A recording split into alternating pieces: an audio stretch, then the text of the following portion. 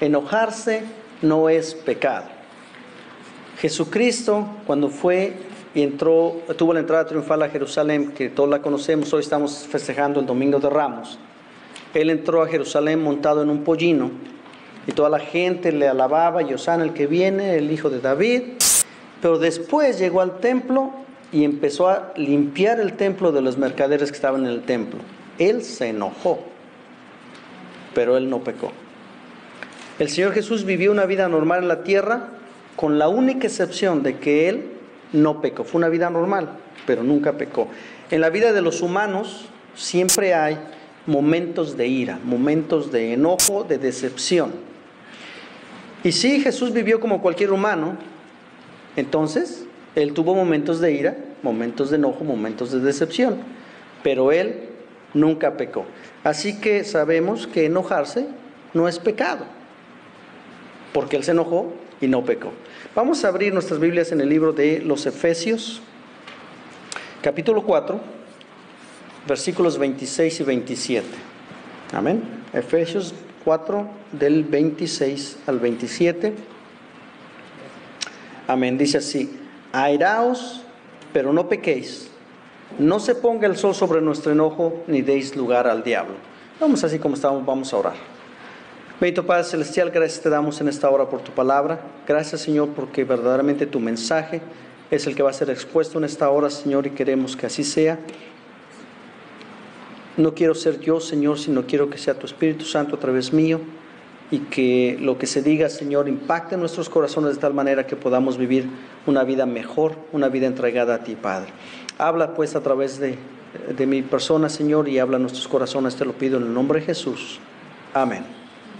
Gloria a Dios. Entonces, hablando de enojo, podemos pensar en lo que le pasó a Jesús cuando entró a Jerusalén, ¿verdad? Él vino a celebrar la Pascua. Todos sabemos que la Pascua es la fiesta más importante de los judíos, y si no lo sabía, ya lo sabe. La Pascua es la fiesta más importante de los judíos, porque es cuando ellos celebran que Dios los sacó de Egipto. Y los sacó por medio de un sacrificio. Mataron un becerrito, o varios, y con la sangre pintaron las puertas, y Dios libró de la muerte a los primogénitos. Entonces celebran eso, esa es la Pascua. Y Jesús viene a Jerusalén a festejar la Pascua, como todos los judíos lo hacían cada año. Si vamos al libro de Juan, capítulo 2, del versículo 13 al 16, dice así: estaba cerca la Pascua de los judíos, y subió Jesús a Jerusalén, y halló en el templo a los que vendían bueyes, ovejas y palomas, y a los cambistas ahí sentados.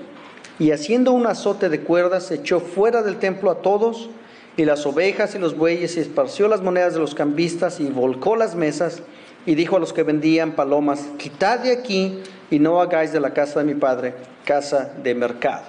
Tenemos la historia de que Jesús vino a Jerusalén y limpió el templo de todo lo que estaba pasando ahí, ¿verdad? Juan, de acuerdo con su relato, esto sucedió al principio del ministerio de Jesucristo. Si lo vemos, está en Juan capítulo 2. Después de que Jesús convirtió el agua en vino, Juan nos dice que fue a Jerusalén y volteó las mesas y sacó a los cambistas y hizo todo el relajo. Si vamos más adelante al relato de los demás evangelios, en Mateo 21, del 12 al 17, es básicamente el mismo relato. Dice así, Mateo 21, del 12 al 17: y entró Jesús en el templo de Dios, y echó fuera a todos los que vendían y compraban en el templo, y volcó las mesas de los cambistas y las sillas de los que vendían palomas, y les dijo: escrito está, mi casa, casa de oración será llamada, mas vosotros la habéis hecho cueva de ladrones. Y vinieron a él en el templo ciegos y cojos, y los sanó. Pero los principales sacerdotes y los escribas, viendo las maravillas que hacía, y a los muchachos aclamando en el templo y diciendo: Hosana al Hijo de David, se indignaron y le dijeron: ¿oyes lo que estos dicen? Y Jesús les dijo: sí. ¿Nunca leíste de la boca de los niños de los que maman perfeccionaste la alabanza? Y dejándolos salió fuera de la ciudad a Betania y posó ahí. Aquí tenemos el mismo relato, o un relato muy similar. Pero este relato sucedió en el último año del ministerio de Jesucristo, después de la entrada triunfal a Jerusalén. Si quisiéramos poner juntos los dos relatos, a lo mejor vamos a encontrar algunas discrepancias que no nos dejan pensar que es el mismo relato. A lo mejor vamos a encontrar puntos que nos hacen pensar que fueron 2 ocasiones en las que Jesús limpió el templo. Para efectos de hoy, no hay ninguna diferencia. Podemos decir que fueron 2 veces o que fue 1 vez. Ya después nos ponemos técnicos en el asunto, pero hoy realmente no hay ninguna diferencia. Lo que sí pasó es que Jesús no estaba contento. Él llegó al templo y lo que vio en el templo no le gustó. Y echó fuera a todos los cambistas, echó fuera a los que vendían animales, volteó todas sus mesas y los sacó. Estaba enojado. En el relato de Juan dice que hizo un azote de cuerdas, o sea, agarró varias cuerdas, las amarró y les empezó a pegar con las cuerdas. No estaba feliz. Si usted llega aquí y se mete a la iglesia con un azote y empieza a pegarle a todo el mundo, usted no está feliz. Jesús estaba enojado. ¿Qué hizo Jesús en el templo? Se enojó. ¿Usted se ha enojado en el templo? ¡Qué pecador! Jesús se enojó en el templo. Jesucristo, cuando murió en la cruz del Calvario, tenía todo el derecho de estar enojado con toda la humanidad. Pero ¿sabe qué hizo? Dijo: Padre, perdónalos porque no saben lo que hacen. Jesucristo sabía enojarse sin pecar. Así que hoy vamos a hablar de 3 puntos importantes. El primero es la pasión de Jesús. Y no vamos a hablar de la pasión de Jesús como lo que sufrió, sino como su deseo, lo que le llamaba su pasión, lo que a él le gustaba. El poder de Jesús es el segundo punto, y el tercer punto es la compasión de Jesús.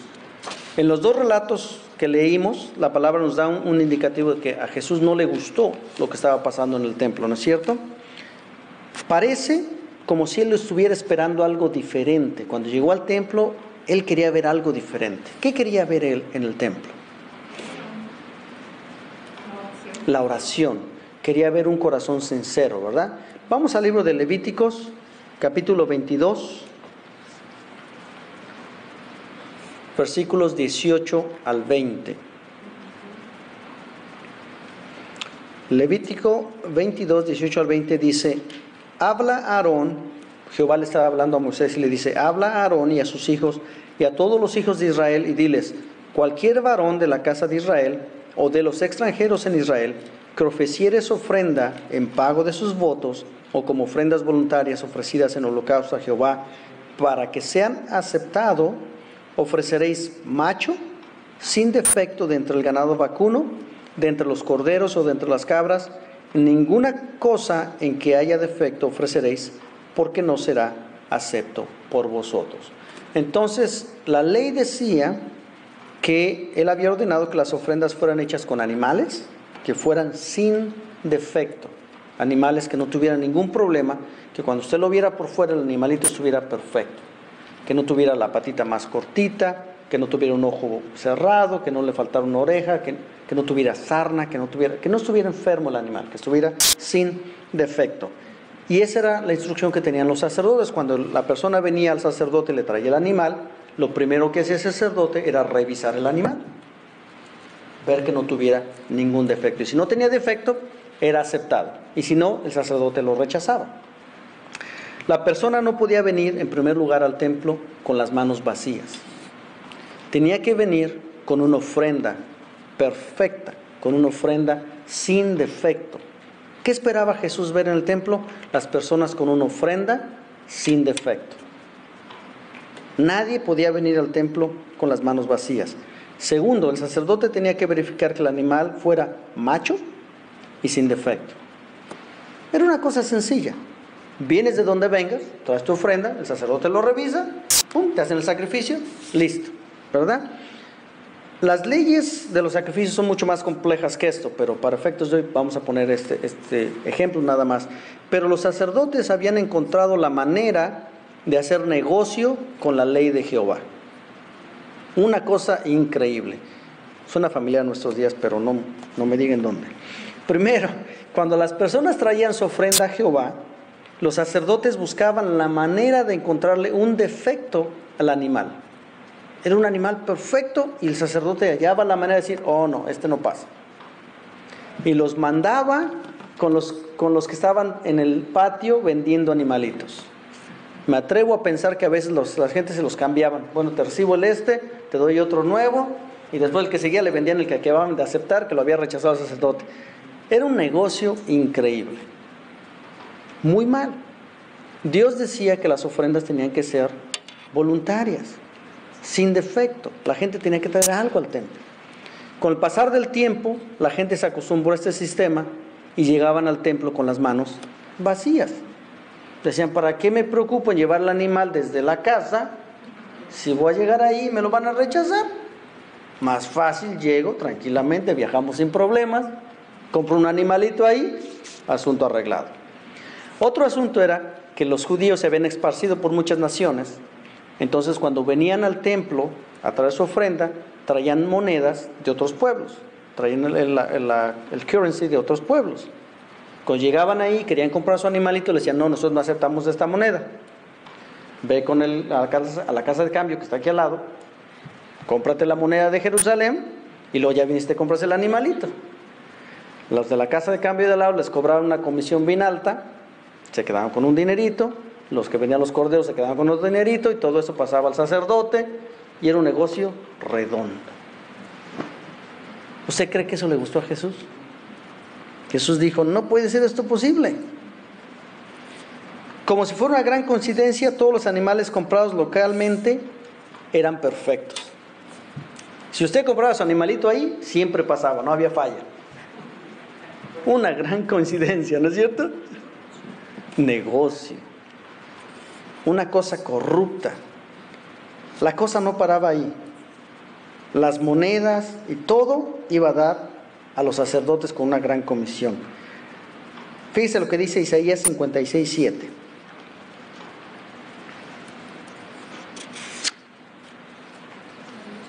Isaías 56:7. Dice, yo los llevaré a mi santo monte y los recrearé en mi casa de oración. Sus holocaustos y sus sacrificios serán aceptos sobre mi altar, porque mi casa será llamada casa de oración para todos los pueblos. Jesús esperaba ver su casa una casa de oración. Quería ver su casa una casa que fuera de adoración a Él. ¿Cómo nosotros podemos adorar a Dios con nuestras ofrendas? Una ofrenda voluntaria. Una ofrenda que no es obligada y que no tiene mancha, que no tiene defecto. ¿Cómo puede usted tener una ofrenda sin mancha y sin defecto? Haciendo un trabajo honrado, viviendo una vida que le agrada a Jesucristo, ¿no es cierto? Si nosotros tenemos una doble vida allá afuera y venimos los domingos pensando que Dios se va a agradar de nuestra ofrenda, Él va a decir, no me gusta lo que estás trayendo. Quiero una ofrenda que sea santa, una ofrenda que sea sin defecto, ¿verdad? ¿Cuál fue la pasión de Jesús? La pasión de Jesús era bendecir a su pueblo. Cuando ellos trajeran la ofrenda, Él quería bendecirles. Cuando nosotros traemos nuestra ofrenda, ¿qué hace Dios? La recibe y nos bendice.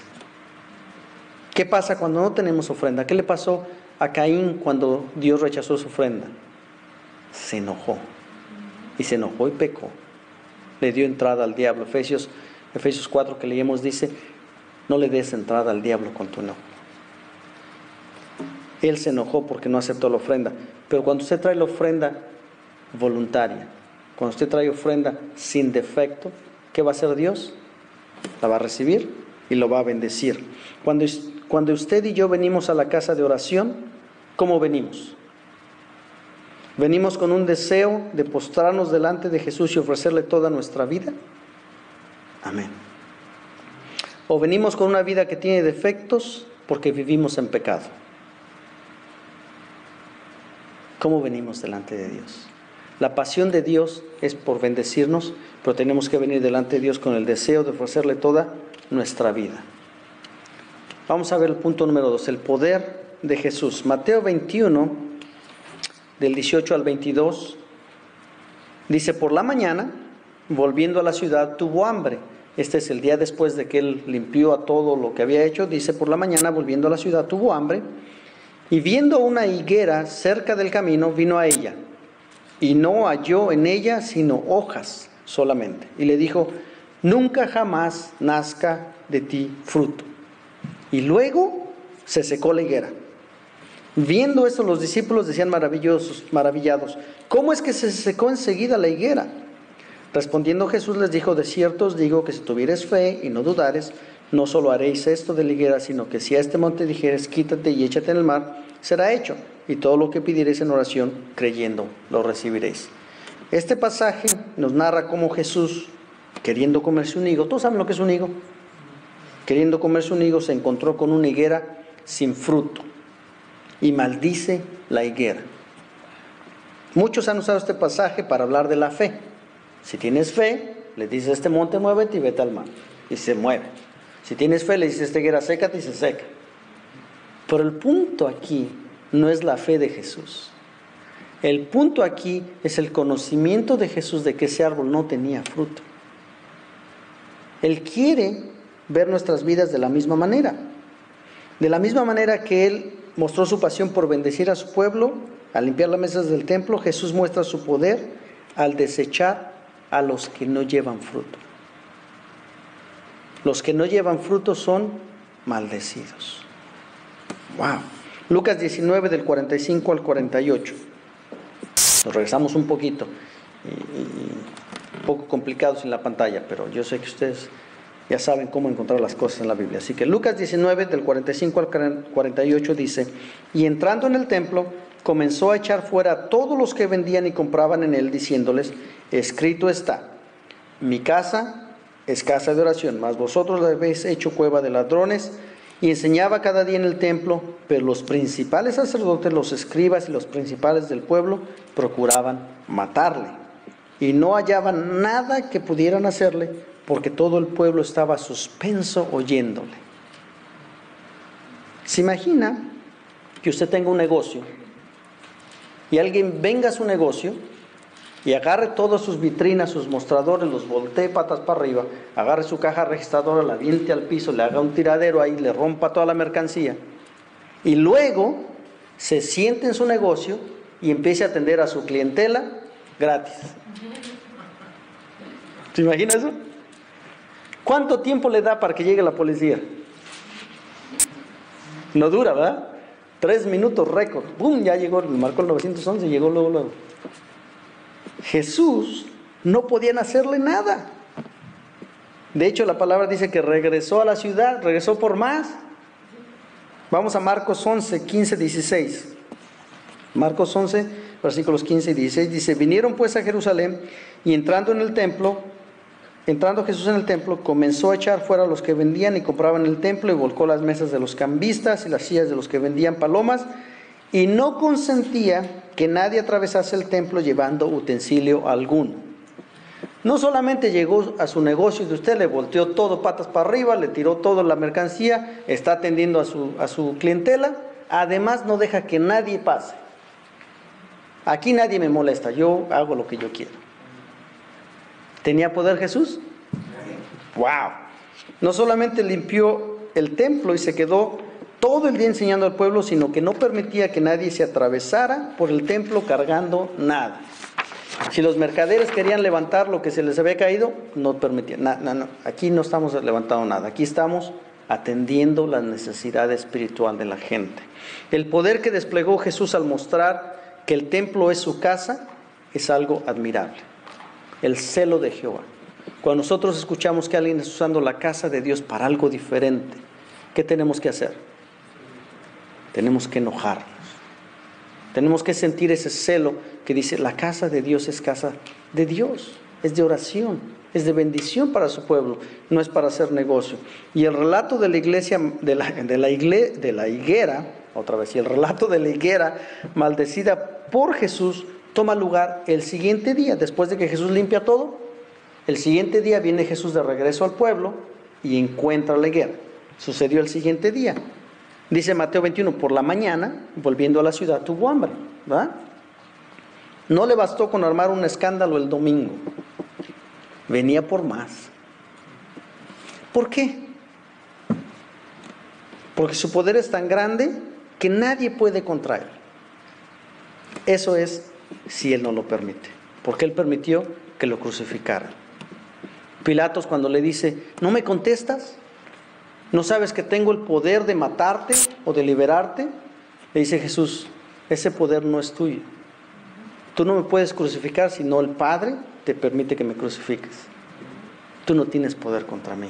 Y dice Romanos 8:31, ¿qué pues diremos a esto? Si Dios es por nosotros, ¿quién contra nosotros? Romanos 8:31. Filipenses 4:13 dice, todo lo puedo en Cristo que me fortalece. El poder de Jehová, el poder de Jesús, nadie lo puede vencer. Si Él está con nosotros, ¿quién nos puede derrotar? Nadie. Y estamos hablando espiritualmente, por supuesto. Si alguien viene ahorita y me pega aquí en la panza, sí me derrota. Pero espiritualmente nadie me puede derrotar porque tengo a Dios a mi lado, ¿no es cierto? Jesús viene por más y de paso ve a una higuera. Y como tenía hambre, quiso comerse un higo. Se acerca y cuando ve que la higuera no tiene fruto, se molesta y maldice la higuera. Enojarse no es pecado. Lo que haces con el enojo es el pecado. ¿Qué hizo Jesús cuando vio que no tenía higos la higuera? Se molestó. Ya me la estaba yo saboreando, dijo Jesús. Y no tiene higos. Maldita serás, nunca tendrás frutos. Y se secó la higuera hasta la raíz inmediatamente. Dice un dicho español, en tiempo de higos no hay amigos. Jesús quería un higo y no fue el amigo de la higuera. Los higos son muy comunes en el área del mar Mediterráneo. ¿Sabía usted eso? ¿No? ¿Qué dice Génesis 3:7? Dice, hermano, se fue hasta el Génesis. Dice, entonces fueron abiertos los ojos de ambos y conocieron que estaban desnudos, y entonces cosieron hojas de higuera y se hicieron delantales. Desde Adán ya estaban los higos. Es una fruta muy común en el mar Mediterráneo, en el área del Mediterráneo. Y los discípulos de Jesús estaban acostumbrados a ver higueras e higos por todos lados. Es muy común. Seguramente habían visto muchos sin fruto y no habían puesto atención. Hay tantos, ¿verdad? No había ningún problema. Pero Dios, con su poder, no solamente se dio cuenta que no había fruto. Cuando se dio cuenta que no había fruto, no solamente le dijo, no vas a tener fruto, sino que la secó de raíz, la desechó. Nunca más, no le dijo, bueno, te doy oportunidad el próximo año, cuando pase el próximo año, a ver si ya tienes fruto. La secó hasta la raíz. Si vamos a Juan 15, del 1 al 2, dice, yo soy la vid verdadera y mi Padre es el labrador. Todo pámpano que en mí no lleva fruto lo quitará, y todo aquel que lleva fruto lo limpiará para que lleve más fruto. Dios no está esperando que usted y yo tengamos fruto todo el tiempo. Él está esperando que en el momento que Dios le pida que haga algo, en ese momento usted lo haga. Dios está esperando que participe en algún ministerio, que le hable a alguna persona acerca de Dios. Él espera que usted esté listo para cuando Dios le diga, quiero que hagas esto. Él estaba esperando que esa higuera estuviera lista para cuando él agarrara el higo. ¿No es cierto? ¿Cómo quiere que esté listo para servirle, hermano? Yo no sé hacer nada. Nada se me da. Todo lo que me pone a hacer se me echa a perder hoy. Juan 15, del 5 al 7, dice, yo soy la vid, vosotros los pámpanos. El que permanece en mí y yo en él, éste lleva mucho fruto, porque separados de mí nada podéis hacer. El que en mí no permanece será echado fuera como pámpano y se secará, y lo recogen y lo echan en el fuego y arden. Si permanecéis en mí, mis palabras permanecen en vosotros, pedid todo lo que queréis y os será hecho. ¿Cómo vamos a llevar fruto, hermano? Permanecéis en mí y mis palabras permanecen en vosotros, dice. Si nosotros permanecemos en Dios y permanecemos en la palabra permanece en nosotros, vamos a llevar fruto inmediatamente. Dios no está esperando que usted haga actos de magia. ¿Okay? ¡Prum! Ya apareció. No. Él espera que usted se llene de Él, de la palabra, se llene de su espíritu y que esté consciente que solo estando en Él es que su ministerio va a llevar fruto. Dice, voy, hermano. Pero yo no tengo ningún ministerio. ¿De qué usted me está hablando? ¿Cuál ministerio? Por lo menos todos tenemos un ministerio. Ir y predicar el Evangelio a toda criatura. Por lo menos ese es el ministerio que todos tenemos, ¿no es cierto? Usted quiere ver fruto en su ministerio. Usted dice, hermano, pero yo les hablo y no vienen. Perfecto, sígales hablando. ¿Qué puedo hacer para convencerlos? Le digo la verdad, usted no puede hacer nada para convencerlos. El que convence es Jesús, el que convence es el Espíritu Santo. Pero lo que usted diga tiene un gran impacto, ¿verdad? No espere a que Jesús lo deseche. No espere a que Jesús le dé su ministerio a otro. No espere a que sus raíces se sequen para empezar a buscar a Dios verdaderamente. Empecemos ahorita. Salmos 1, del 1 al 3. A lo mejor usted se lo sabe de memoria. Dice, bienaventurado el varón que no anduvo en consejo de malos, ni estuvo en camino de pecadores, ni en silla de escarnecedores se ha sentado, sino que en la ley de Jehová está su delicia, y en su ley medita de día y de noche. Bienaventurado el varón que medita en su ley de día y de noche, y dice el versículo 3, será como árbol plantado junto a corrientes de aguas, que da su fruto en su tiempo, y su hoja no cae, y todo lo que hace prosperará. Dijo Jesús que si permanecemos en Él, todo lo que pidamos será hecho. Y el salmista dice, será como árbol plantado junto a corrientes de agua, que da su fruto a su tiempo, y la hoja no cae, y todo lo que hace prosperará. Todo lo que hace prosperará. ¿En quién? En Dios. Todo lo que usted haga en Dios va a tener un éxito. Usted lo va a lograr. ¿Quiere ver el poder de Dios en su vida? ¿Cómo lo quiere ver? ¿Quiere que Dios lo regañe? ¿O quiere que Dios lo bendiga? Porque la higuera vio el poder de Jesús, pero lo vio en el lado negativo. ¿Usted cómo quiere? ¿Usted quiere que Dios lo regañe o quiere que Dios lo bendiga? Empecemos a dar frutos. Ahora vamos a ver la compasión de Jesús. Jesús no solo llegó a Jerusalén a maltratar a los vendedores y a deshacer el supernegocio de los sacerdotes y a maldecir la higuera. Él vino también a bendecir a todos los que de corazón sincero estaban en Jerusalén, pero que habían caído en las artimañas de los sacerdotes. Mire, vamos de regreso a Juan 2, del 13 al 16. Dice, estaba cerca la Pascua de los judíos, y subió Jesús a Jerusalén, y halló en el templo a los que vendían bueyes, ovejas y palomas, y a los cambistas ahí sentados. Y haciendo una sota de cuerdas, echó fuera del templo a todos, y a las ovejas y a los bueyes, y esparció las monedas de los cambistas, y volcó las mesas. Y dijo a los que vendían palomas, quitad de aquí esto, y no hagáis de la casa de mi padre casa de mercado. El último versículo dice que no derribó las mesas de los que vendían palomas, ¿se da cuenta? Derribó las mesas de los cambistas, de los animales, de todo. Pero al de las palomas les dijo que quitaran las palomas de ahí. ¿Por qué? Porque las palomas estaban en jaulas, para que no se fueran volando, ¿va? Y si él hubiera tumbado las mesas con las jaulas, ¿qué le hubiera pasado a las palomas? Se iban a lastimar. Tal vez una que otra se iba a morir. Él tuvo compasión de las palomas. Él mostró compasión de los necesitados. En Lucas 19, del 46 al 47, dice, diciéndoles, escrito está, mi casa es casa de oración, mas vosotros la habéis hecho cueva de ladrones. Y enseñaba cada día en el templo, pero los principales sacerdotes y los escribas, los principales del pueblo, procuraban matarles. ¿Qué hacía? Enseñaba en el templo. Y si vamos a Mateo 21, 13, 14, yo es que los traigo para acá. Mateo 21, 13, 14 dice, escrito está, mi casa, casa de oración será llamada, mas vosotros la habéis hecho cueva de ladrones. Y vinieron a él en el templo ciegos y cojos y los sanó. ¡Qué contraste! ¿No es cierto? Jesús estaba muy enojado. Volteaba y les gritaba, ladrones. Y por otro lado decía, tu fe será sana. Eres sano por tu fe. ¡Wow!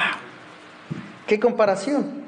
No solamente sanó a los enfermos, no solamente tuvo compasión de las palomas, también se sentó a enseñarles a los que tenían sed de conocer de Él. Una tremenda compasión de los que tenían necesidad espiritual, de los que habían ido al templo con un corazón recto. Cuando usted y yo venimos al templo con un corazón recto, con un corazón deseoso de aprender, ¿qué es lo que va a hacer Él? Él nos va a dar la palabra que nos va a llenar nuestro corazón. Porque Él sabe lo que se trata, lo que es ser un humano. Él fue un humano como nosotros. Él se enojó como usted y como yo nos enojamos. Pero Él nunca pecó. Romanos 12, del 1 al 2, lo hemos dicho algunas veces. Así que, hermanos, os ruego por las misericordias de Dios que presentéis vuestros cuerpos en sacrificio vivo, santo, agradable a Dios, que es vuestro culto racional. No os conforméis a este siglo, sino transformaos por medio de la renovación de vuestro entendimiento, para que comprobéis cuál sea la buena voluntad de Dios, agradable y perfecta. Como dice, no os conforméis a este siglo. No te hagas como la gente de este mundo. No seas como los que dicen que son cristianos, pero no son cristianos. No seas un hipócrita. Búscame de corazón. Dame un sacrificio santo, vivo, agradable. Algo que me guste, ese Dios. Él quiere que vivamos una vida diferente a lo que se vive en el mundo. Mateo 26, del 69 al 73, dice: Pedro estaba sentado fuera en el patio, y eso está pasando cuando a Jesús lo están crucificando. Ya lo arrestaron y está allí en el concilio. Pedro estaba sentado fuera en el patio y se le acercó una criada diciendo: tú también estabas con Jesús el Galileo. Mas él negó delante de todos diciendo: no sé de lo que dices. Saliendo él a la puerta, le vio otra y dijo a los que estaban ahí: también estaba con Jesús el Nazareno. Pero él negó otra vez con juramento: no conozco al hombre. Un poco después, acercándose los que por ahí estaban, dijeron a Pedro: verdaderamente también tú eres de ellos, porque aún tu manera de hablar te descubre. No se pudo zafar. Se dieron cuenta que él había estado con Jesús, inclusive por su manera de hablar. Nos dice aquí que seamos diferentes, que no nos conformemos al mundo, que seamos santos, agradables a Dios. A Pedro lo descubrieron por su manera de hablar. A ti, ¿qué te delata como cristiano? Cuando tú hablas, ¿la gente se da cuenta que eres cristiano? ¿O cuando tú hablas, la gente piensa que eres expresidiario? ¿Qué palabras salen? Que estuviste en la cárcel. ¿Qué palabras salen de tu boca? La gente dice: ah, sí es cierto, tú hablas diferente, algo está diferente contigo. O la gente dice: ¿de veras vas a la iglesia? Porque con esa boquita... ¿Cómo vivimos? ¿Cómo venimos a Dios? ¿No es cierto? La pasión de Jesús manifestada en la forma en que limpió el templo solo tiene una explicación: Él es santo. Y quiere que tú y yo seamos santos porque Él es santo.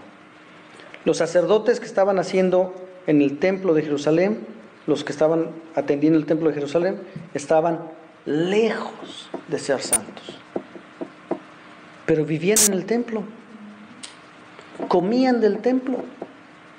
Eran los sacerdotes del templo. Eran los cristianos, líderes cristianos de la época. Pero estaban lejos de ser santos. La pasión de Jesús se muestra con los que somos santos.